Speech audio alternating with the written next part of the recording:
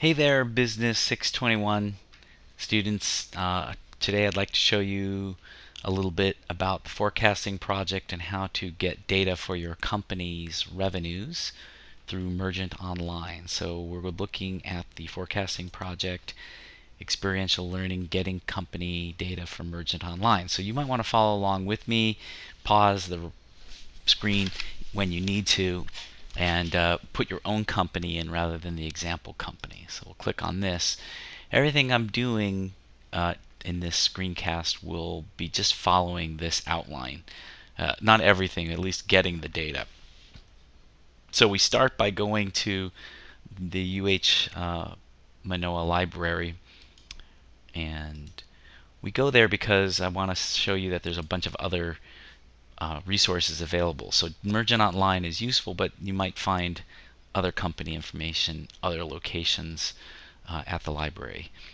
So when we get to here, we want to go click in the search box, company information, go, and it'll come up with a variety of things. You can see there's business databases by subject, company information, finance, lots of stuff. But all we care about is clicking on company information, and it'll bring us to a featured library database. But what we want is Mergent Online, so it's either here or over here, Mergent Online.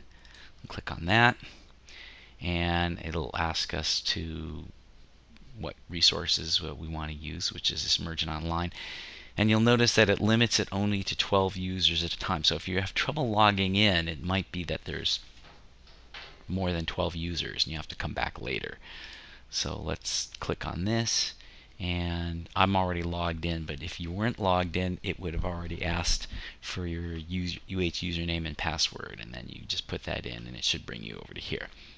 Once you get to this part here, you're going to type in the company name. We're just going to use Panera Bread, and you see it's a progressive search, so it limits it to, as I type in the characters here, and here's Panera Bread.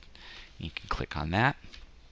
You get a bunch of company info, and what we're interested in is company financials right here. So we'll click on that, and now we get our bunch of company. And what we're mostly interested in is the total revenues. You can forecast with other things like sales, but it's probably easier to use total revenue. So what we'd like to do is go from annuals to quarters. We're going to look at quarterly revenue, balance sheet to income statement, and we'll get the last 7 years, and refresh.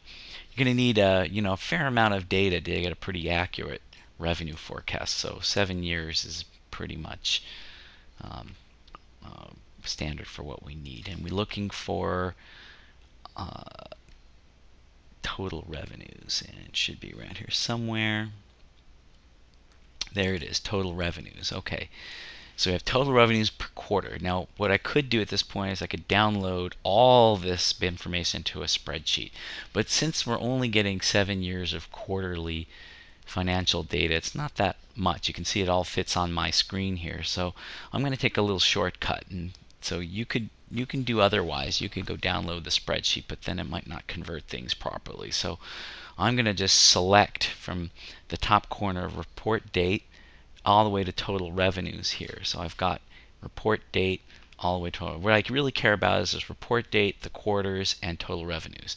So once I got that, I'm going to copy it, and I'm going to open up Microsoft Excel. So I'm manually going to put everything in here. Well, sort of manually. And then I'm going to paste. And you'll see that some of the things if it has these hash marks, it's just that it's small. Now what I've noticed that I made a mistake is I counted all the revenue in dollars, and so that's probably not a convenient unit. I'm probably going to want, in this case, there's like $555 million and $631 million. So let's go back to our Mergent Online and change our report. So it says as reported currency, as reported scale. Let's change that to millions. A little more convenient. There we go.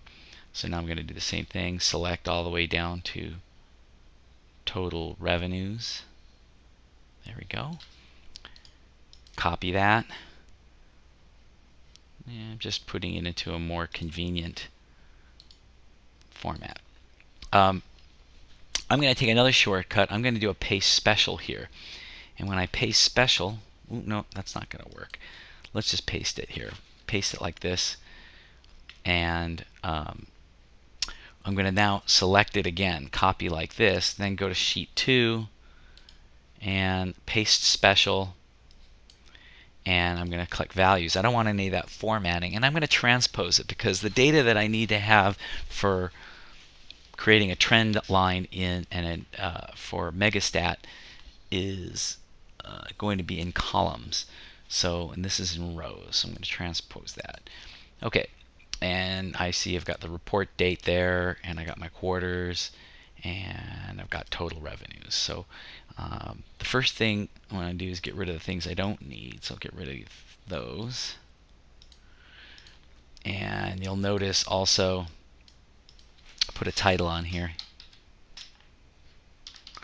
Put that called quarter, and you see that the report date came as a timestamp number. That's not what I want. I probably want it to be a date. So I'm going to go take that, select that column, and convert that to a date. Again, there's many different ways you can do this. This is just one way. Given that we don't have a whole lot of data, you see it's not a whole lot. It's some combination of manual and automated is best because you don't want to fuss with trying to automate the whole thing, only if I had a whole lot of data. Other than the gaps in between here, you'll notice two problems with the data. One is that it's in reverse date order. I probably wanted to go from 2008 to 2014. Also, you'll notice that the fourth quarter is missing. So we're going to actually have to go back and get a little more data and compute that fourth quarter earnings. I also made a mistake and I have an empty column there, so I'll get rid of that. So for convenience, what I'm going to do is I'm going to add in the fourth quarter, and I'll show you a little trick to add in the fourth quarter. You can just select these two guys here and pull it down, and you see now I've got third, fourth there. Am I getting this in the right order? So you see, I'm only doing this because I'm lazy, but you'll notice, of course, this is the wrong order. So I'm going to select that. I'm going to cut it and then paste it over here like that. And now you'll see I've got 24th, 25th, 3rd, 4th quarter. And then I'm going to add in my 4th quarter right there. So I'm going to do that same trick over here. I'm going to take 3rd here and pull that down. I could have just typed this in also. Cut and paste. Okay, and then 3rd quarter. Pull that down. Cut, paste, whatever you guys want to do, it doesn't matter. We only have to do this once. 3rd quarter, cut and paste, and 3rd quarter, cut and paste, and one more. 3rd quarter, cut and paste. Okay, now the other thing I need to do is I need to reverse all this. So I'm going to select these guys and I'm going to get rid of the spaces. I'm going to again, there's a lot of different ways you can do this. You can sort it by date. You can use a pivot table. I'm just going to put it all into a table. So I'm going to go insert table, and I'm going to see my table has headers here. I'm just going to create a table out of this. And now that I have a table, see, I can make this sort automatically, newest to oldest, oldest to newest. And there you go. Now notice that it's got everything in the right order, and I got rid of the gaps, and I have some space for my other thing there. Okay, now what we're missing is we need to figure out these 4th quarter earnings. How are we going to do that? We'll go back to Mergent Online, and instead of quarters, we'll go to annuals here and refresh. And once again, we're going to go select all these things. Again, make sure that it's still in millions. So again, I'm looking at this in millions. I'm going to copy this. And now I'm going to go to this third sheet here. And I'm going to paste that in. I'm going to copy that. I'm going to create another one.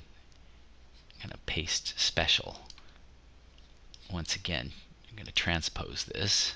Values. Okay. And my report date. Convert that to short date like that. And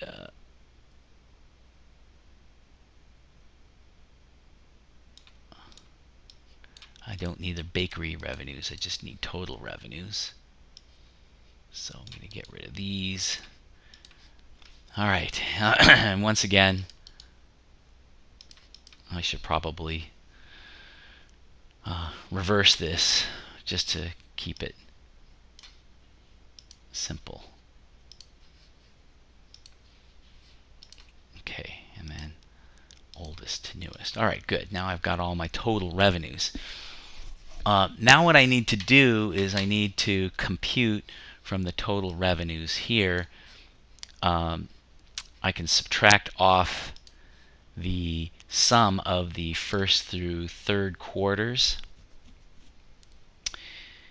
and that should give me the fourth quarter. So I'm going to just say equals. I'm going to go over here. This is the fourth quarter 2008, so I need the 2008. I don't need this 2007. That's not going to help me at all. So I want the this is the annual 2008 right there, right? And then I'm going to subtract off the sum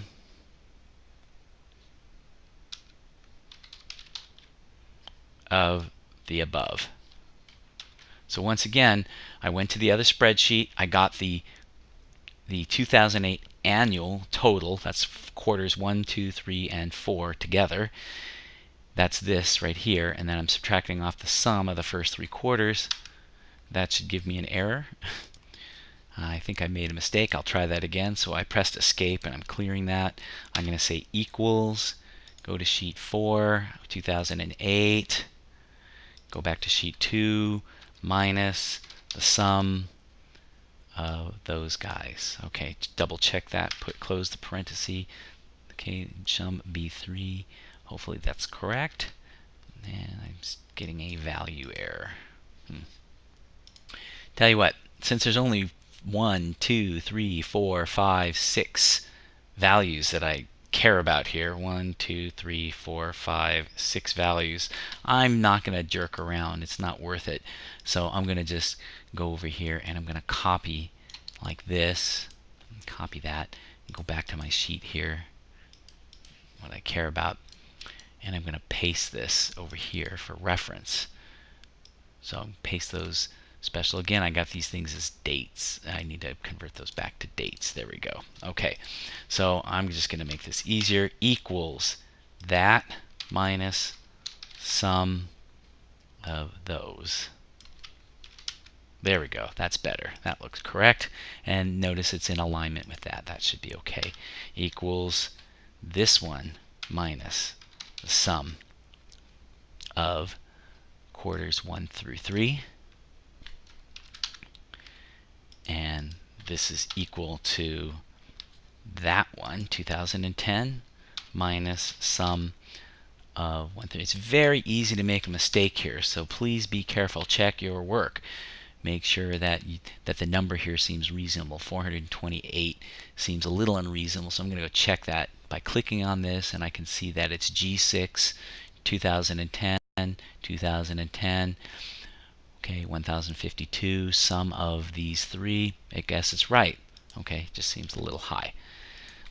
Equals, now I'm 2011 minus sum. I'm not a big fan of doing things manually because you can see how easy it is to make a mistake. But there's such little data here, it's not worth trying to automate it because it's only a few things. Now I'm 2012, sum of those guys. You can spend more time trying to automate something than to just carefully do it yourself. So only time I would automate it is if I have a whole lot of data, because the more you have to work with, the more mistakes you can make. Okay, so now I have quarters 1 through 4 for 2008 to 2013, and I got quarter 1 and 2 for that. Finally, what I want to do is I'm going to move this into a different format. What I want is I'm going to make it to the format that I want for Megastat. So that would be starting at 2008. I'm going to have Q1, Q2, Q3, and Q4. Okay, again, this is the format that Megastat wants our stuff. And if I pull knobbed, and see what I did again, I just selected these 4 and I clicked this little knob and copied it down, and it automatically made the time series. And again, this is the format that we want for our time series data. Now I'm off by 1. This is not going to match here, but it's going to second quarter 2014, which is what I want. And now I'm just going to take this and I'm going to copy that like that, and I'm going to paste it again as just the values. This is in millions.